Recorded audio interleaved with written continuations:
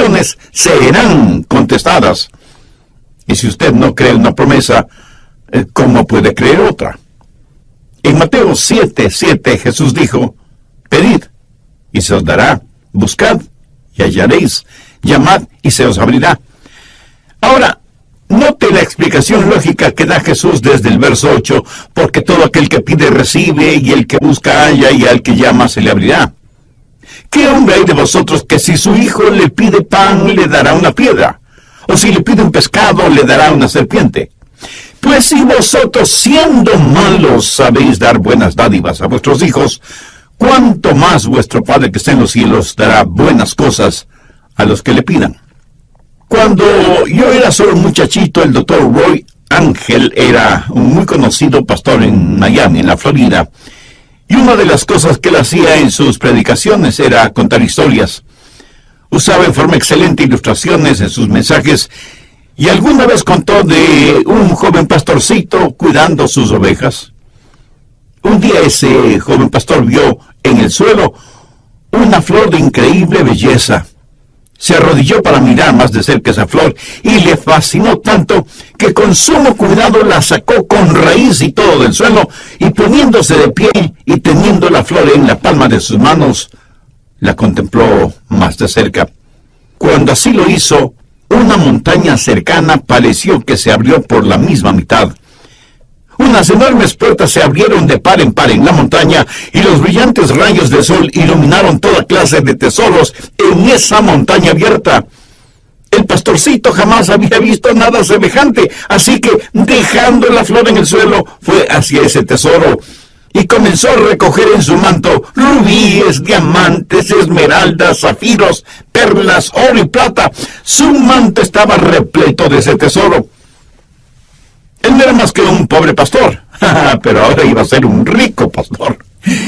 Y con ese fabuloso tesoro comenzó a bajar la montaña, cuando escuchó una voz que le decía: no te olvides de lo mejor. Y él, mirando a su alrededor, se preguntó: ¿qué puede haber algo mejor de lo que ya tengo? Y siguió su marcha, pero escuchó nuevamente la voz: no te olvides de lo mejor. Esta vez no hace ningún caso a la voz, y corriendo más que caminando, desciende la montaña. De pronto, con gran estruendo, las enormes puertas que vio en la montaña se cerraron, y la montaña desapareció completamente. Y el momento que la montaña desapareció, también desapareció el fabuloso tesoro que creía tener en su manto. Y volvió a escuchar la voz que le dijo: lo mejor era la flor, porque la flor era la llave para abrir la montaña, y tú dejaste esa flor allá en el suelo, en la montaña. Por supuesto, es solo una ilustración, un cuento, una fábula, una parábola. Usted llámela como quiera llamarla, pero escuche, lo mejor, la llave para abrir todos los tesoros del cielo es la oración. No se olvide de lo mejor. Jesús dijo: pedid y se os dará; buscad y hallaréis; llamad y se os abrirá. Jesús dice que si pedimos, si buscamos, si llamamos, se nos dará, hallaremos y se nos abrirá. Por lo tanto, no hay sustituto para la oración. Si usted pierde una pierna o un brazo, en la actualidad los puede reemplazar con una pierna o brazo artificial. Hoy por hoy hay sustitutos para la comunicación. Si el teléfono regular falla, hay teléfonos celulares, inalámbricos, emails, Facebook, Twitter, Internet, y quién sabe qué otras cosas más nos depara el futuro. Pero la verdad es que no hay sustitutos para la comunicación. Y ya no es cosa de ciencia ficción que un día de estos los clones sustituirán a los seres humanos. Y sin embargo no hay sustituto para la oración. Ni la elocuencia, ni el intelecto, ni la energía, ni el entusiasmo, ni las buenas intenciones son reemplazo para la oración. Yo creo que el más grande recurso del mundo aún no utilizado es la oración. Se estudia para ver cómo se puede aprovechar la tremenda energía que hay en los relámpagos o en las inmensas olas del océano, o cómo aprovechar más eficientemente la energía solar. Pero la más grande fuente de energía, aún totalmente desconocida por los seres humanos, es la oración ferviente. y somos unos necios que estamos ignorando esa energía. ¿Por qué la pobreza de muchos cristianos? ¿Por qué la falta de poder en la vida de muchos creyentes? Una sola respuesta: vidas sin oración. Si algún fracaso tenemos en nuestra vida, es el fracaso en nuestra vida de oración. No tendríamos pecados en nuestras vidas que la oración ferviente no hubiera podido ayudar a evitarlos. No hay ninguna necesidad mayor en nuestra vida que desarrollar una vida de oración. Y alguien seguramente me preguntará: pastor, ¿por qué Dios quiere que oremos? Usted mismo ya nos ha enseñado que el Padre conoce todas nuestras necesidades, aún antes de que nosotros las mencionemos. ¿Por qué pedirle a Dios que haga lo que Él ya ha determinado hacer? Mi amigo, esas son muy buenas preguntas. ¿Por qué? ¿Por qué debemos orar? Escúcheme, cuando oramos, no oramos para informarle a Dios de ciertas cosas. Él las sabe. Tampoco oramos para darle instrucciones a Dios. Cuando oramos, estamos invitando a Dios a conversar con nosotros. ¿Qué quiero decir con esto? Verá, Dios quiere hacer realidad ciertas cosas en nosotros. Y quiere hacer ciertas cosas por medio de nosotros. Y quiere hacer esas cosas si es que nosotros se las pedimos en oración. ¿Por qué Dios nos pide que oremos? Primero, por un factor de compañerismo. Juan 15:7.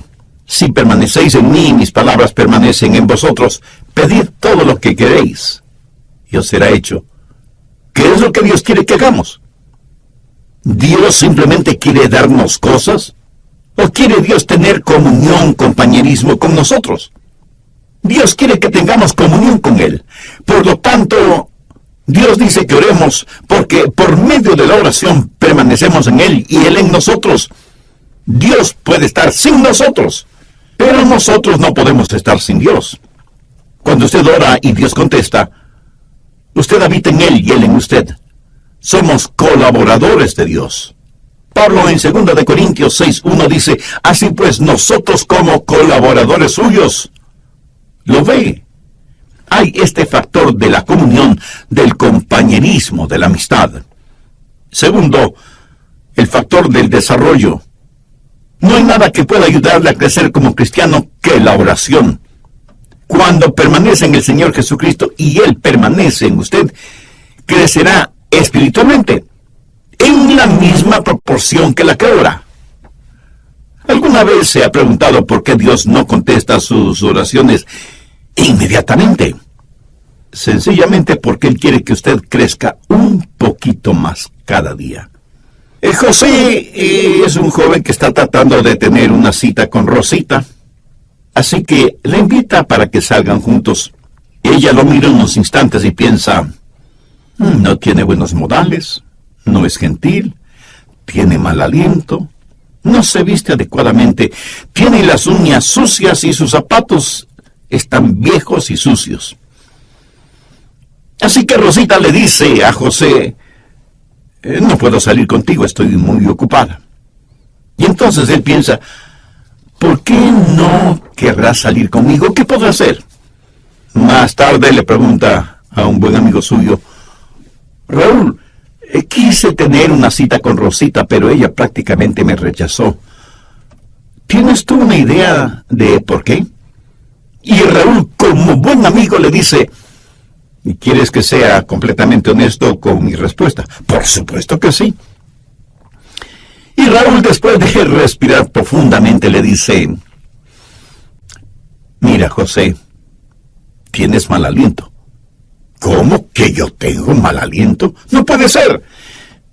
José, estoy siendo honesto contigo. Y José va y compra un agradable enjuague bucal, usa una pasta dentífrica que refresca el aliento, y después de algunos días vuelve a invitar a Rosita. Y Rosita vuelve a decirle que no. Otra vez va a consultar con Raúl, y Raúl le dice: pero mira la manera en que estás vestido. No tienes un espejo. Tu camisa está más que sucia, hueles muy mal, parece que no usas nada contra el mal olor de tus axilas. Y mira tus zapatos, más horribles no pueden ser. Después de un par de semanas, José va nuevamente donde Rosita, pero luce diferente. Su ropa está limpia, está bien afeitado y masculinamente peinado. De su cuerpo se desprende un suave olor, como brisa marina. Sus uñas están recortadas y limpias, y sus zapatos parecen de charol. Y le dice: Rosita, ¿quieres salir conmigo? Te invito a tomar unos helados. Y casi no lo pudo creer cuando ella le contestó: José, me dará mucho gusto salir contigo. Y los dos tuvieron una tarde maravillosa. Sí, yo sé que esto es solo una ilustración, pero escúcheme. Algunas veces nos acercamos a Dios y simplemente le decimos: Dios, haz esto. Pero hay algo que Dios quiere que nosotros hagamos primero, y es orar, porque la oración ayuda a desarrollar nuestras vidas. Cuando Dios no nos da algo que le hemos pedido, enseguida preguntamos: ¿por qué Dios no contesta mis oraciones? Y el Espíritu Santo nos dice: porque hay pecado en tu vida. Eres egoísta, eres carnal, te interesa más lo temporal y material que lo espiritual y eterno. Mi amigo, marque mis palabras. Hay un factor de desarrollo en nuestras vidas. Cuando oramos, Dios nos hace crecer por medio de la oración. Tercero, el factor de la dependencia en la oración. Dios nos hace crecer espiritualmente por medio de la oración. Jesús dijo en Juan 15:5, porque separados de mí, nada podéis hacer. Si Dios contestara nuestras oraciones automáticamente, no habría ningún crecimiento. Pero si nunca tuviéramos que orar, no habría ninguna dependencia. La oración es la forma en que nos fusionamos con Dios. Y esa es una maravillosa promesa. Pedir, buscad, llamad. Pero no solo una promesa que reclamar, sino un proceso a seguir. ¿Alguna vez ha puesto atención a los verbos en este versículo? Pedir, buscar, llamar. Eso es un proceso que va creciendo en intensidad. Pedir para recibir, buscar para encontrar, llamar para que se nos abra. Así, este versículo es una promesa y un proceso. La promesa de que Dios nos escuchará. Enfoquemos este punto. Usted se acerca a Dios y le pide algo. ¿Sabía que el más grande problema en la oración no es la oración no contestada, sino la oración no verbalizada? Muchos ni siquiera llegamos a pedir. Santiago 4:3 dice: pedís y no recibís, porque pedís mal. Pero la oración no verbalizada no solo es una tragedia, sino que es un pecado. El profeta Samuel dijo: lejos sea de mí que peque contra Jehová, cesando de rogar por vosotros. Una y otra vez la Biblia no solo nos invita a orar, sino que nos ordena orar. Busque Lucas 18:1. También les refirió Jesús una parábola sobre la necesidad de orar siempre y no desmayar. Y en Marcos 14:38, Jesús les dijo a los discípulos: velad y orad para que no entréis en tentación. Escúcheme, cada vez que pecamos es porque hemos fracasado en orar como debíamos hacerlo. Y Pablo dice que no debemos estar afanosos por nada, sino que debemos dar gracias por todo. Y que con oración y ruego debemos hacer conocer nuestras peticiones a Dios. La razón por la que estamos tan llenos de preocupaciones y ansiedades es porque no hemos aprendido a orar. Y porque cuando oramos, pedimos lo que queremos y no lo que en verdad necesitamos. Una buena manera de probar si lo que pedimos es correcto o incorrecto es preguntándonos: ¿puedo pedirle esto a Dios? Si su propia respuesta es negativa, pues no se atreva a pedírselo a Dios. Y si es incorrecto pedírselo a Dios, entonces es incorrecto el tenerlo o el hacerlo. No divida su vida entre lo secular y lo sagrado. No piense que cuando ora Dios está interesado en unas cosas y no en otras. Se puede imaginar a Jesús viviendo de esa manera. Cada día es un día santo. Y cuando estamos en la voluntad de Dios, todo lo que pidamos en oración, le puedo asegurar que estará de acuerdo con la voluntad de Dios. Y si usted me pregunta, pastor, ¿y qué de las cositas pequeñas? Porque yo oro solo por las cosas grandes. Mi amigo, ¿qué es pequeño o qué es grande delante de Dios? Debemos orar por todas las cosas. Sí, ore por la salud de su cónyuge o sus hijos, ore por su trabajo o su negocio, pero ore también por el fin de semana o las vacaciones con su familia. Pastor, ¿qué si es que quiero las cosas equivocadas? ¿Debo orar por eso? Por supuesto que sí. Pero ore para que Dios le quite ese deseo que tiene por las cosas equivocadas. Dios no le contestará a menos que usted le pida. Y eso significa que usted expresa un deseo. Pero cuando usted busca, eso es una experiencia descubierta. Verá, muchas veces pedimos las cosas equivocadas. Muchas veces no estamos en posición de pedir nada. Muchas veces las cosas por las que pedimos son totalmente desconocidas para nosotros. Así que la oración verdadera está eslabonada con la búsqueda. Y el propósito, la voluntad de Dios, pudiera ser que necesitamos buscar. Un día una señora me llamó y me dijo, pastor, necesito que venga a mi casa. Tengo necesidad de que ore conmigo por algo muy importante. Así que fui a su casa y ella me dijo, pastor, mi hijo es un borracho y a su esposa, mi nuera, le diagnosticaron cáncer. Le he pedido a mi hijo que venga para que usted ore por nosotros. Y ahí estábamos los tres, el hijo, la madre y yo, el pastor. Nos arrodillamos para orar. Ella oró, yo oré. Y el hijo, un hombre de tal vez unos 35 años, me dijo, pastor, usted me está orando. Yo pensé que había orado en voz muy baja, y por eso él no me había escuchado. Volví a orar, elevando el tono de mi voz, y sin embargo, él me dijo, pastor, por favor, ore. Y eso me incomodó en cierta forma, pero oré un poco más. Cuando abrí los ojos, la mamá ya no estaba con nosotros. Solamente estábamos él y yo. De pronto escuché ruidos en otro cuarto, y fui hasta allá, y encontré a la mamá de él totalmente extendida en el suelo con los brazos en cruz, orando intensamente, y escuché su oración. Era como si ella en su oración estuviera abriendo las puertas del cielo, llegando hasta el trono de Dios, y ahí depositar la angustia de su corazón.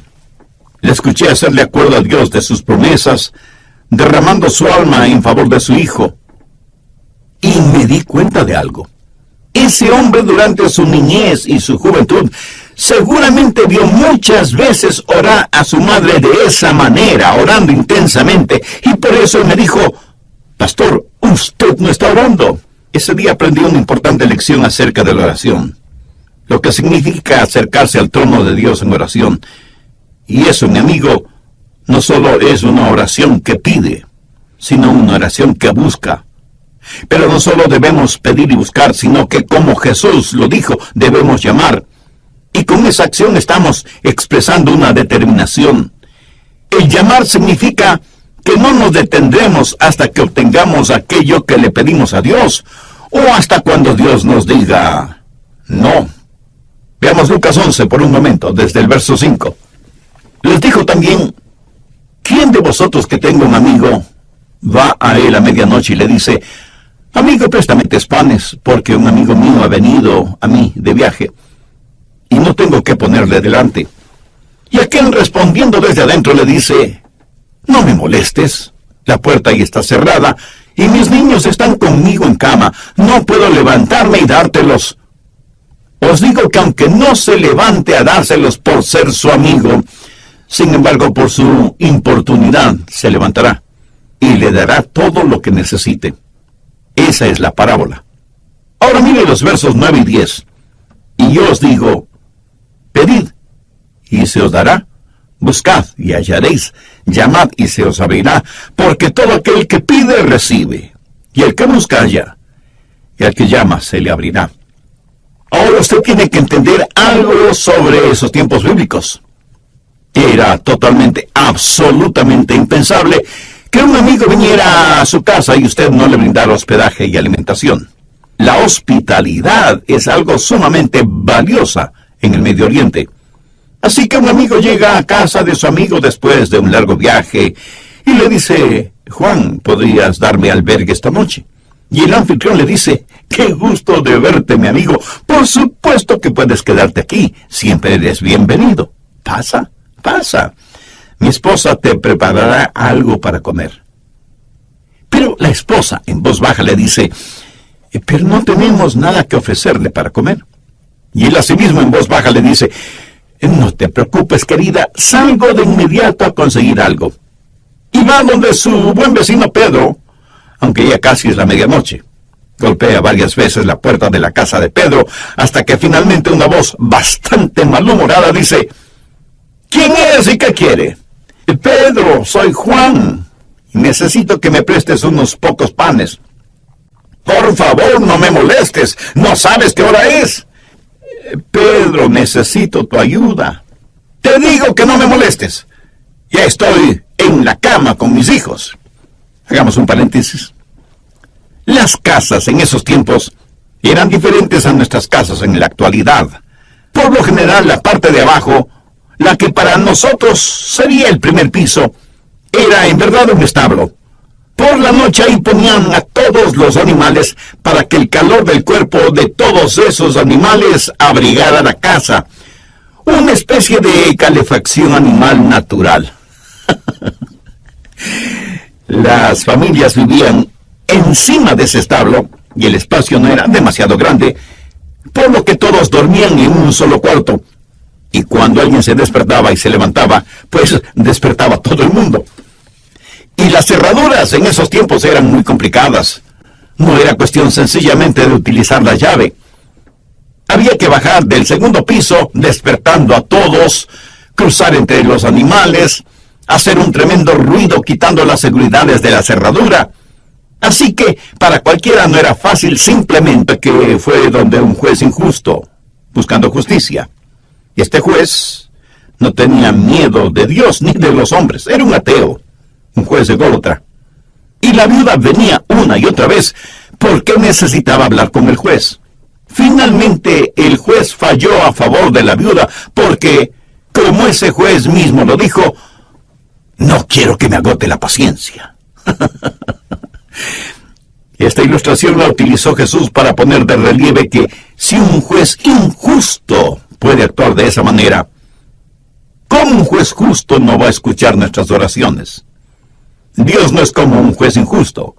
Y si Dios, el juez justo, nos contesta, no es para librarse de nosotros antes de que se le acabe la paciencia.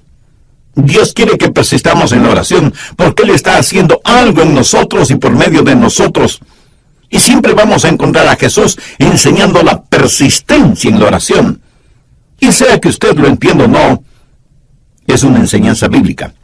Permítame también mencionar a la mujer sirofenicia que desde lo que es hoy el Líbano se acercó a Jesús para buscar ayuda para su hija que estaba poseída por un demonio.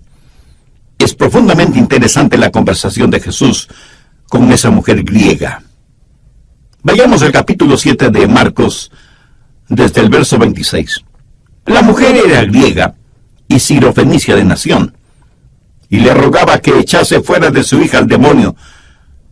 Pero Jesús le dijo: deja primero que se sacien los hijos, porque no está bien tomar el pan de los hijos y echárselo a los perrillos. Respondió ella y le dijo: sí, Señor. Pero aún los perrillos debajo de la mesa comen de las migajas de los hijos. Entonces le dijo: por esta palabra, ve, el demonio ha salido de tu hija. Y cuando ella llegó a su casa, halló que el demonio había salido y a la hija acostada en la cama. Cuando Jesús usó la palabra perrillos, hacía referencia a perritos mascotas. Note que la mujer no se siente ofendida por eso, y más bien le dice a Jesús que aún los perrillos están felices de comer las migajas de pan que caen de la mesa. En el original, ella no usa la misma palabra que Jesús utilizó para perrillos. Ella usó una palabra que describe a un perro callejero, flaco y sarnoso. Por eso Jesús se sintió conmovido y le otorgó a la mujer lo que le había pedido. Durante las horas finales de su pasión, Jesús oró a su Padre varias veces. Jesús, el Hijo de Dios, prevaleció en la oración. El apóstol Pablo habla de una espina en la carne y dice que 3 veces le pidió a Dios que se la quitara. Esto significa que Pablo tuvo 3 extensas sesiones de oración sobre un largo periodo de tiempo, hasta que Dios le contestó. Pero Dios no le contestó como Pablo se lo pidió, sino como Dios quiso contestarle. Elías oró por lluvia, y estando en el monte Carmelo, envió a su criado a ver si descubría alguna nubecita en el cielo. Nada. 6 veces dio la orden y 6 veces la misma respuesta. Nada. Pero a la 7ª vez el criado vio una nubecita del tamaño del puño de un hombre. Esto es una ilustración de la oración persistente de Elías, quien, juntamente con su criado, comenzó a caminar porque ya se escuchaba el sonido de una abundante lluvia. Ahora, ¿cómo saber cuándo pedir o cuándo dejar de pedir? ¿Cuándo buscar y dejar de hacerlo? ¿Cuándo llamar y dejar de hacerlo? Al respecto, permítame mencionar 3 pasos. Se detiene cuando Dios le da lo que usted ha pedido. A veces las respuestas de Dios son directas, otras veces son diferentes. Algunas veces Dios demora sus respuestas, otras veces simplemente las niega. ¿Pero cómo saberlo? Bueno, si Dios le otorga lo que usted ha pedido, ya no hay que seguir pidiendo, ¿no le parece? Pero algunas veces usted ora por algo, y aunque no lo tiene en sus manos, lo tiene en su corazón. Quiero decir, algunas veces Dios le dirá, ya lo tienes. Y usted tiene la seguridad de que lo que ha pedido Dios ahora ya se lo ha dado, y usted comienza a alabarle por eso. Y debemos reconocerlo. Algunas veces Dios dice, no. Entonces usted simplemente deja de pedir. Y aunque Dios le haya dicho, no, agradézcale. Porque Dios nos da solo cosas buenas. Y si no nos da algo que le hemos pedido, es porque seguramente eso no será bueno para nosotros. Pero usted se mantiene pidiendo hasta que Dios le diga sí o oraciones. Volvamos a Mateo 7, desde el verso 9, y veamos cómo el Señor ilustra esto. Jesús hace la pregunta: ¿qué hombre hay de vosotros que si su hijo le pide pan, le dará una piedra? ¿O si le pide un pescado, le dará una serpiente? Pues si vosotros, siendo malos, sabéis dar buenas dádivas a vuestros hijos, ¿cuánto más vuestro Padre que está en los cielos dará buenas cosas a los que le pidan? Ahora, ¿cómo sé que Dios va a contestar la oración? Pues note lo que Jesús está diciendo. Es algo razonable y que va de acuerdo a nuestra naturaleza humana.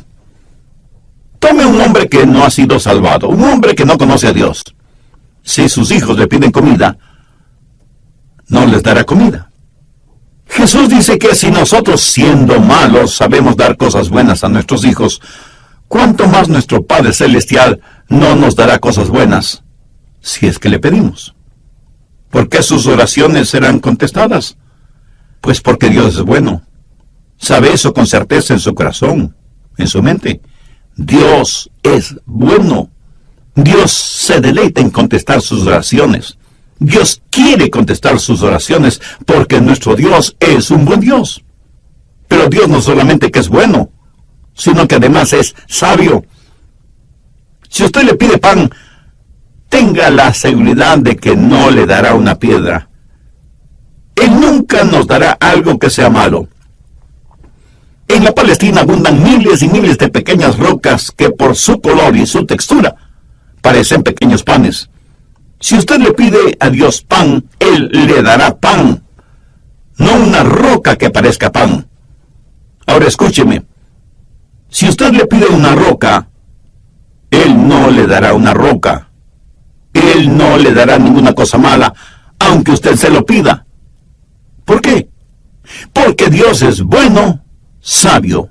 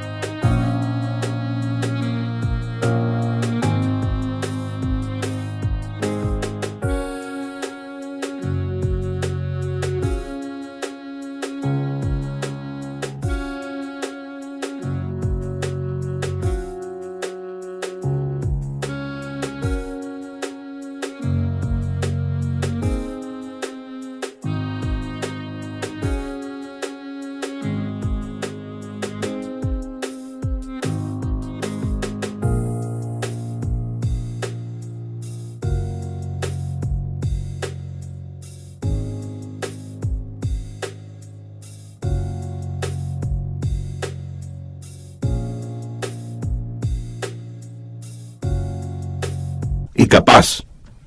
Yo tuve un padre terrenal a quien amé mucho. Cuando cumplió sus 86 años, pensaba que tenía solo 40. Ah, mi querido padre. Él tenía sus limitaciones como todos los seres humanos las tenemos. En cambio, mi Padre Celestial no tiene limitaciones. En Él tengo la simpatía de un padre y la soberanía de un rey. Él es un padre que me escucha y un rey que me contesta. ¿Por qué Dios contesta, escucha mis oraciones? Porque Él es un Dios bueno, sabio y soberano.